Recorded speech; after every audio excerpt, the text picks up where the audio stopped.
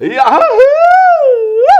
ô, mete a espora sem dó, quero ver o bicho sangrar. Sangrar não pode, não. Eu falei pro Sidney Pimenta. Pimenta, porque ele é totalmente contra a espora, ou pelo menos não é contra a espora, ele é a favor do uso adequado da espora no cavalo. E eu falei, eu vou te dar uma surpresa, porque eu dei esse grito, falou, mete a espora, quero ver sangrar. Lógico que eu não penso assim, né? Tá certo. E não deve pensar assim, né, Sidney? Não, de jeito nenhum. Bom dia, não. bom? Bom dia, tudo bom. Como é que faz? Monta, ajusta a espora no carcanhar. Quando o cara é bom, o cavalo está adestrado, não precisa de espora, não. Não? Não. Basta o quê? O cutucão do pé? Basta a perna. O comando do cavalo, normalmente a gente dá com a perna. Tem cavalo que aceita o comando de espora, ele até prefere o comando de espora, mas a maioria dos cavalos, eles preferem o comando com perna. Uhum. Por quê? Você vai cutucar no cavalo aonde? Numa região onde estão os órgãos vitais. Se eu te ameaçar dar um cutuco aqui, você dá um pulo. Por quê? Você está querendo... É um instinto seu, proteção dos seus órgãos vitais. E o cavalo, você vai estar cutucando em cima das costelas aqui, que estão ali para proteger os órgãos vitais. Então, ele vai ter também uma reação como a nossa. Esse gesto que tanto qualquer animal, inclusive nós temos, de querer... É defesa? É defesa, porque aqui estão seus órgãos vitais, é um instinto. Se o cara quiser te cutucar a perna, você não importa não. Cutucar seu braço não importa. Mas se te der um cutuco aqui debaixo do braço... Aqui não. Aí não, porque ali é só a vida que está em risco. Né? E o cavalo tem isso também, ele sente isso. Então tem cavalo que aceita bem esse cutuco da espora. Mas ele prefere, tem outros, a maioria prefere o aperto da perna, o calor da perna, a pressão que você faz com as pernas. Mas isso tem uma linguagem, por exemplo, conforme o aperto da perna, você passa para o cavalo uma mensagem que ele entende? A perna é a sua, vamos dizer assim, o seu instrumento de contato com o cavalo. É ali que você fala com o cavalo. Tá certo? Quer dizer, se você quer que o cavalo vira para a direita, você usa a perna. Quer que o cavalo vira a garupa para a esquerda, você usa a perna. Você joga a perna para trás, encosta na anga do cavalo, ele vai virar. Né? Ele vai tirar a garupa. Tá certo? Então assim você usa. Se você quer que o cavalo ande mais rápido, você aperta a perna dele aqui, a batata da perna, né? na região da cília, e ele sabe que é para ir para frente. O cavalo, naturalmente, ele anda para frente. Esse andar recuado, ele não é natural do cavalo. É a gente que coloca. Então, se você fez uma pressão nele, ele não vai querer parar. A pressão significa empurrar, andar mais. É para frente. Né? Tanto que para parar, o que você faz com a perna? Quando você for parar, você fala, oa, puxa levemente a rédea, encosta na boca e abre as pernas. Você tira a pressão do cavalo. Entendeu? Isso aí é o parar. Interessante, Sidney. Eu já vi muitas cenas, sou mais velho que você, e você não é tão velho, mas eu não sou velho. Eu já vi muita cena, desde a minha infância, o sujeito montar no cavalo, travar a espora e não tirar o pé não. E o cavalo, quanto mais galopa, mais ele caca. E eu achava aquilo, via aquilo sem nenhum sentimento.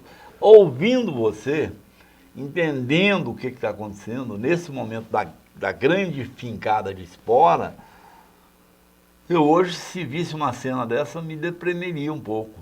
Porque você sente a realidade do animal, né, meu? Claro, claro.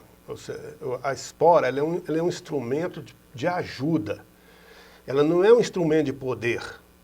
Não é o sujeito que fala assim, agora eu domino esse cavalo porque botei uma espora nos meus pés. Não é assim. Tá certo? Ela é só um instrumento de ajuda.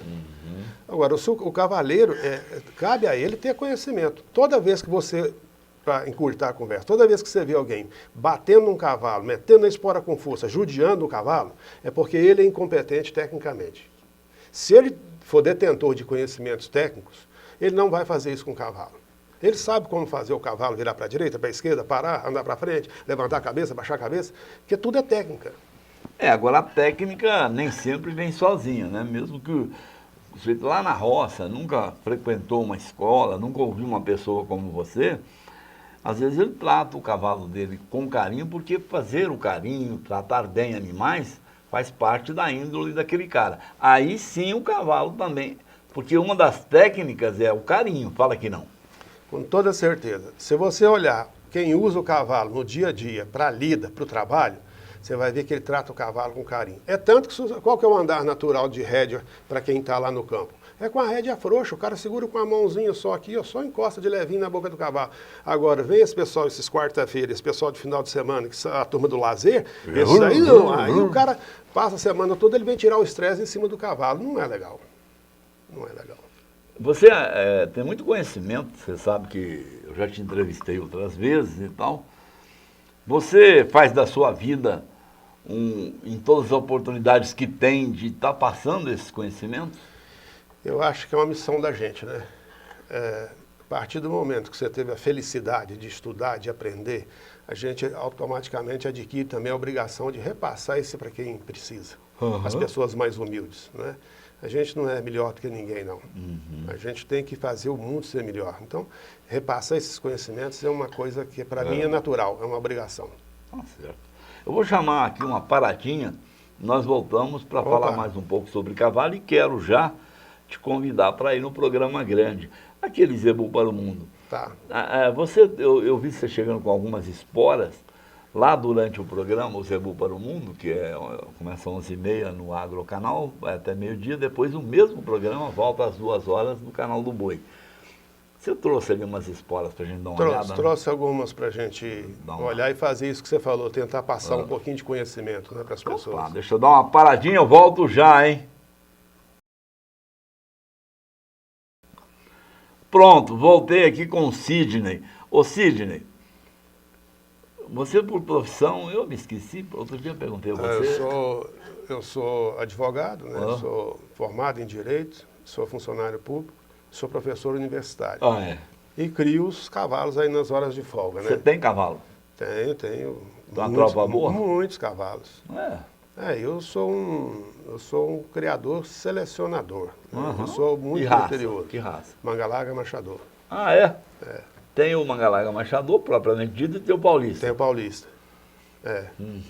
Na verdade, todos têm a mesma origem, sul de Minas. Só que a família Junqueira, que foi a grande disseminadora do cavalo no estado de São Paulo, quando ela veio para a região de Orlândia, né, na verdade, eles tinham a intenção de ir mais para frente, para a região ali próxima a Araçatuba, Lins, e acabaram ficando em Orlândia. Quando eles vieram, eles trouxeram o cavalo Mangalaga Machador do sul de Minas. Foi a junqueirada que trouxe. E ali, como eles gostavam da caçada de veado, eles precisavam de um cavalo mais alongado. Então eles foram fazendo cruzamentos, fizeram com puro sangue inglês, colocaram o Pecheron, para correr atrás do forte, cervo, mais do alto, isso.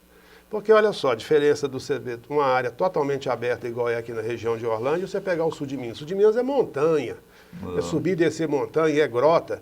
Então você tem que ter um cavalinho menor. Agora, para correr veado no descampado, no cerradão, pulando cerca, que você não vai ficar cortando cerca, você tem que ter um cavalo mais perna alta, tem que ter um cavalo mais para cima, né? Então aí é outra característica. Não, e aí tem aquilo que nós somos contra, né? O uso total e indiscriminado da espora, né? Numa situação dessa deve ter, né? Depois a gente pode falar um pouquinho sobre essa história do uso da espora, você vai ver que, sabe, a espora foi um instrumento dos mais nobres, no período medieval, aí, por volta do século XIV e era dos cavaleiros, né? E era até um artefato de guerra. A espora foi usada sempre como um instrumento auxiliar para uso do cavalo. É óbvio que lá na guerra, o cavalo? O uso era diferente. Olha só, o cavalo, quando vê o inimigo partindo para cima dele, com lança, a tendência dele é querer recuar. E aí, o que o cavaleiro, esse cavaleiro lá, nós estamos falando, né, da época de Roma, por exemplo, fazia? Aí ele usava um instrumento, só que a espora era diferente, ela era espécie de uma agulha, que ficava presa ao calcanhar. Uma agulha grossa, De entrar na carne? Não, o cara cutucava porque é o seguinte, o cavalo tinha que ter mais medo da espora do que do inimigo. Aí era uma outra finalidade. Hoje você usa... Mas a agulha de ponta fina? Não, era uma agulha é tipo uma agulha, mas de ponta grossa. É mais para pressionar. É um espeto mesmo para poder Pressionar o cavalo. Tipo assim, ó, ou você enfrenta o inimigo, ou eu te mando a espora. Ou eu te furo. Mais ou menos assim. Mais ou menos. Né? Era na bruta. Era uma conversa com o cavalo. Era num na bruta. clima né? meio de briga, mas era, Ué, né? Mas era, na verdade. Que era, isso, guerra é briga, né? Ué, mas é. Guerra é briga, não é brincadeira. Ou seja, é interessante que você é detentor de muito conhecimento. Aí você pode dizer assim, você tem uns conhecimentos que pode não ser útil, pode não se levar a nada no mundo prático, mas leva. Essa história que você contou, dizer que o cavalo tem que ter menos medo do inimigo que está vindo com lanças para cima dele, menos medo do que uma pressão do cavaleiro. Então são recursos que existiam e que existem até hoje. Para você pegar um boi bravo lá na largada do pasto, né? Diferente de uma arena esportiva, é outra história, muitas vezes ainda se usa hoje radicalmente a espora, né? Usa. A espora evoluiu, né? Assim como tudo evoluiu. A espora, a maioria das esporas hoje, elas não são pontiagudas, elas não têm por função de machucar. Ferir o cavalo. Uhum. O próprio cavaleiro que está lá na lida, é esse que eu te falo, ele sabe que se ele machucar o cavalo hoje, ele não vai poder usar ele amanhã. Como é que ele vai trabalhar? Questão de sobrevivência da ferramenta, né? Não é? Obrigado, Cid. Vamos para o programa grande ali? Vamos. Então vamos, alô, muito obrigado. Aqui termina mais um Café com Boi. Até o próximo.